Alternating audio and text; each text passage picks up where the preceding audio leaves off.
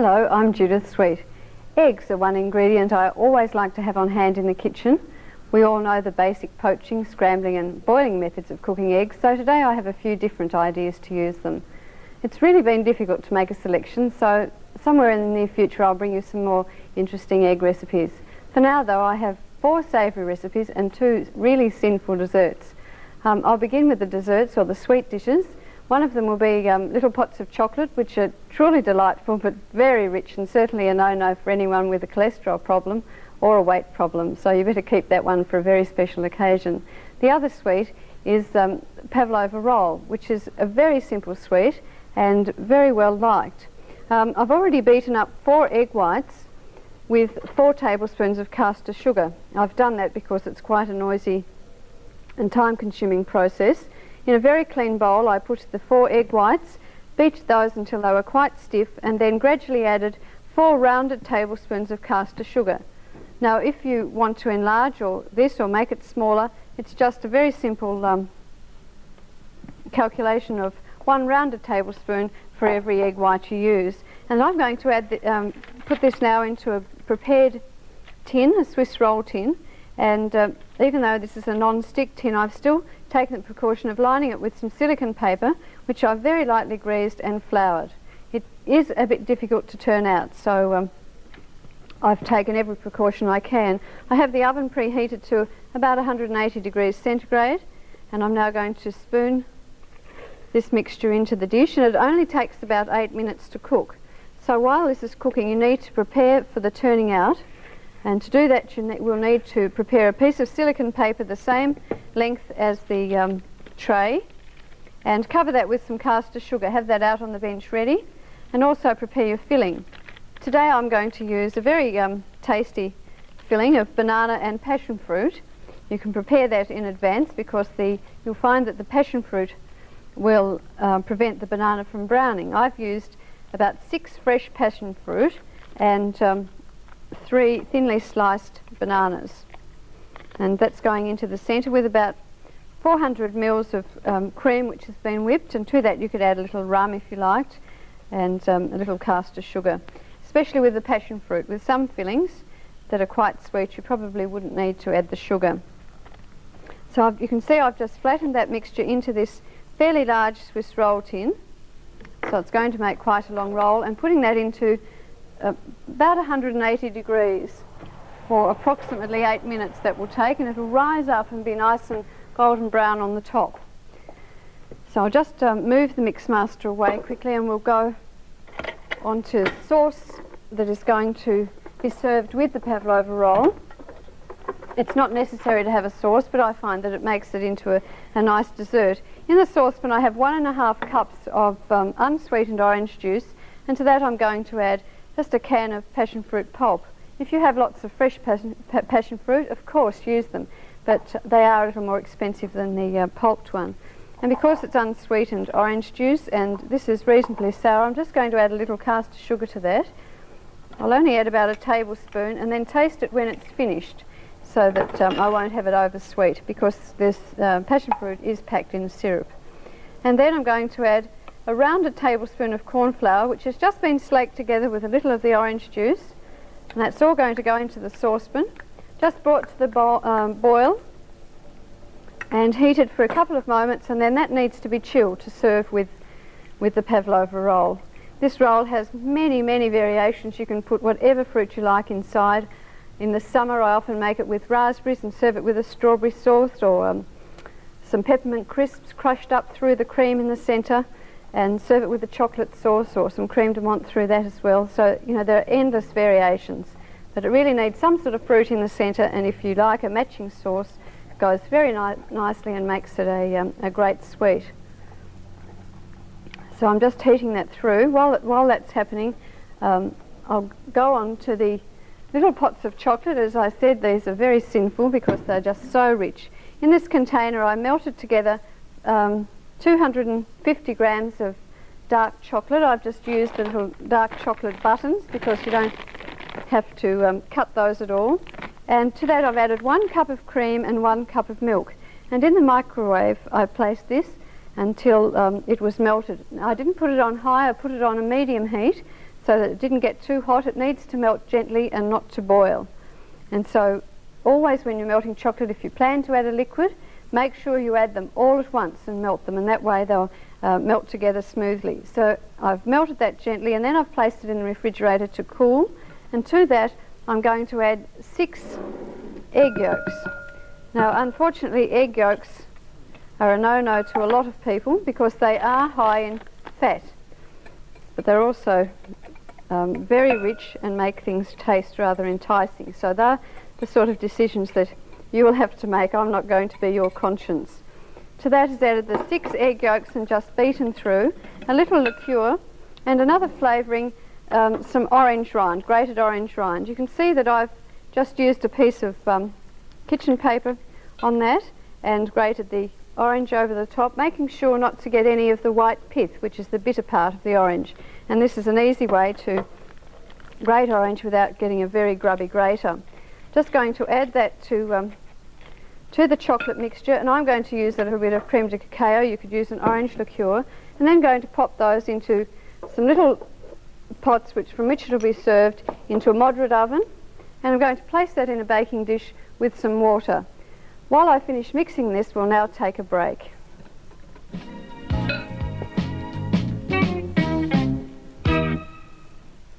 I have all the little pots of chocolate ready.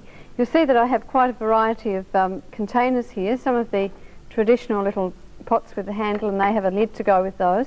But you needn't go to that expense. You could use an oven-proof coffee cup, just a tiny one, and other little ramekins, as I have here, a souffle dish. Remember, it is extremely rich, and so it needs to be served in very small quantities. So that's sitting in some hot water to protect the chocolate from becoming too hot and becoming granular. I'm going to put that in the oven now and remove the Pavlova roll, which is well puffed. I already have prepared here the silicone paper covered with some caster sugar. And now we have to see if this will come off the paper without being too stuck. Sometimes it is a bit difficult. So we'll turn that out of the dish, like that. And this is a bit tricky, so just bear with me. I usually find that the best way is to go around the edges first like that and remove the paper from the edges. Remember to have your cream already whipped and the filling organised so that you don't have to wait too long with this, and have it really cold because this is hot, and so you need to have it as cold as possible so that it won't melt too much. And just the best way you can, remove the paper. I haven't ever been quite game enough to do it in the non-stick tin. Maybe it would be simpler than doing this. Perhaps you can try that. So I said this is a very popular dessert, and really you can make it not quite so sinful by just putting a fruit puree in the centre. You needn't put all the whipped cream, and serve it with a fruit sauce or just with some stewed fruit, and it really would be quite fine because there's only 1 tablespoon of sugar for every egg white in there, and it would serve it. 8 people would get a nice slice from that, so you're really only offering half a tablespoon of sugar. So just remove this paper.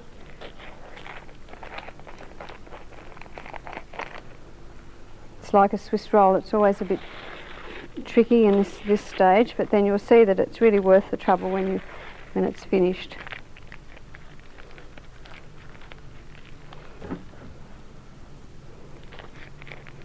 And I've mixed the banana with the passion fruit. As I said, the juice on the passion fruit will prevent the banana from browning, and so you can prepare that a little in advance so you've got it all organised. You could also use some toasted coconut on the paper if you want a different finish. You could put the toasted coconut on instead of the caster sugar, and that gives it quite a nice taste as well as an appearance. Now I'm going to put the fruit on first so that the cream won't melt too much. It's mixed with, that's about 6 passion fruit I had there. You could probably get away with 5, I expect, depending on their size. Spread that out evenly over the Pavlova roll. This is really best made the day that you're going to eat it. It does tend to weep a little if you make it too far in advance. but it needs a couple of hours to properly chill and consolidate in a sense. So just roughly put this on. Remember, you can put a little bit of rum, vanilla essence in the cream, and depending on your filling, whether you add sugar to the cream or not. In fact, I did put a little caster sugar on the passion fruit before I added the banana because it really is quite tart. I'm not taking it all over to the edge there, so too much of it won't come out. Now the trick is to have a nice flat plate, one with a flat base if possible like that, and long enough to take your roll. And if you just lift it up like that onto the plate in the beginning, you'll find that it'll be easier to roll. And using your paper as a guide, just pull it over like that. Just ease out the paper from out of there. There you have one very yummy Pavlova roll. And just get rid of that sugar-coated paper there. Now, doesn't that look good? Later on I'll serve that with the sauce, which I've put in the refrigerator to chill now after it having thickened. I just need to wash my fingers. And sorry, I bumped the tray. And I might decorate it with some chocolate. So we'll just wipe down the sugar from the bench there. It is a little bit messy, but in fact it's quite simple, much easier than a lot of glamorous desserts. The next dish we'll go on to is one of the savoury ones, some Mexican rice with eggs. And this is made from, I'm using brown rice, and it's flavoured with half a cup of grated cheese, a couple of tablespoons of chopped parsley or chives, some salt and pepper into that. Then that's all combined with 60 grams of melted butter, and it's going to go into an oven-proof dish. And then I'm going to make little indentations in the rice and break an egg into that, and then sprinkle the top with another half a cup of grated cheese. Make sure it's a tasty grated cheese, and then that's baked, and it will take about 10 to 12 minutes. The cheese on the top helps to give the egg a little protective covering so that the tops of the egg don't become hard while they're cooking through. This is really a very nutritious dish, and just a little variation, Mexican variation on baked eggs, which I have shown you recently too. So just flatten that down. Then with the back of the spoon you can make 6 indentations in there, in which I'm going to break the eggs. They will overflow a little, I think, but they'll be held sort of down like in a little nest. And then the top of that is going to be covered with some grated cheese. I'll just break these into the little indentations I've made, and we'll take a break.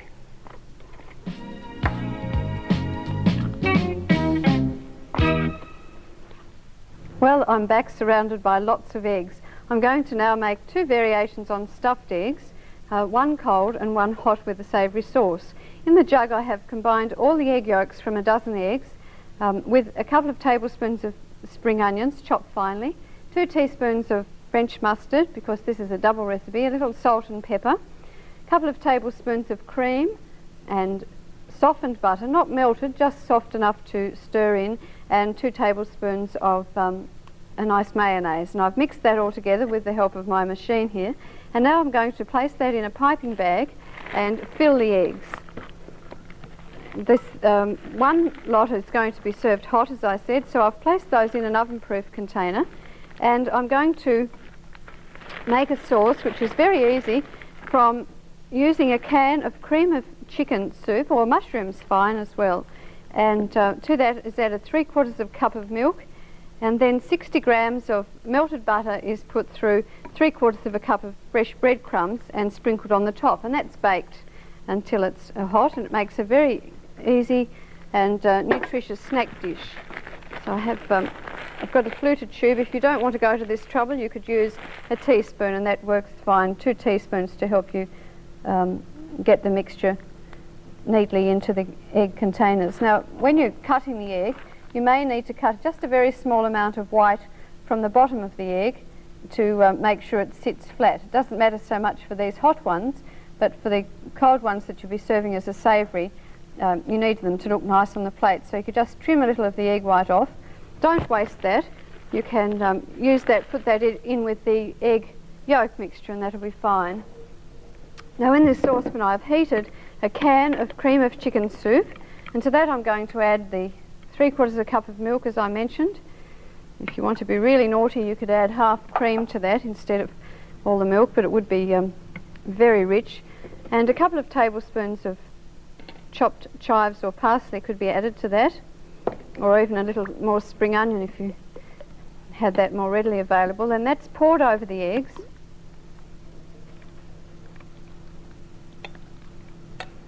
Quite a generous amount of sauce there.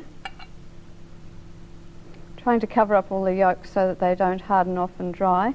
And then the breadcrumb toppings put on that, and that's just really cooked until they're heated through. The eggs are already cooked, and I have the soup warm, so it's not really going to take very long at all. And just pop that in the oven to crunch up the crumbs and to heat sufficiently right through. So I'll do that, just wash my fingers for a minute. Then I'm going to fill the other ones. Of course, the stuffed eggs have endless variations. You can put some finely chopped ham or crab, some grated cheese through them. Wrong handle.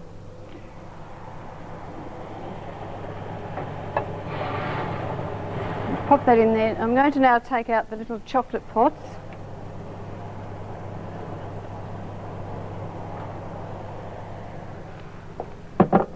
They really need to be chilled before serving. I won't have time for that today. And also I'll take out the Mexican eggs. I don't want the yolks to harden too much. Right, on with that. Now I'll leave the filling of the other cold stuffed eggs until our break, and I'll get busy and do that then, and I'll just show you another variation on eggs and bacon. I've separated 4 eggs, and in this container, a very clean container, I've beaten up quite stiffly, you can see how stiff they are, 4 egg whites, and I've added a little black pepper on top of there. In this container I have 4 rashers of bacon which I cooked briefly in the microwave. I chopped it before I did, and I've mixed that through with the egg yolks. I'm going to add this now all to the egg white mixture, and also 4 tablespoons of grated cheese. And I'm just going to fold that through with a spatula because I want to retain as much air as possible in this. It's going to be then put onto some slices of hot buttered toast and placed under a slow grill, not on high, just slow to medium grill for about 5 minutes, and you'll find that it will all puff up and become golden brown and be very tasty, and as I said, quite a variation on eggs and bacon. I thought that would be just quite an interesting change for you when you're looking for something in a hurry that's tasty and hot. So I'm just going to spread that quite generously onto 4 slices of hot buttered toast. Make sure you take it right out to the edges so that they won't burn. I think sometimes edges around cheese on toast is very boring where the cheese hasn't been placed, or you could always cut it off if the edges did get a bit burnt. I'll just finish spreading this out, and during the break I'll fill the stuffed eggs and show you some interesting ways on presenting those when we come back.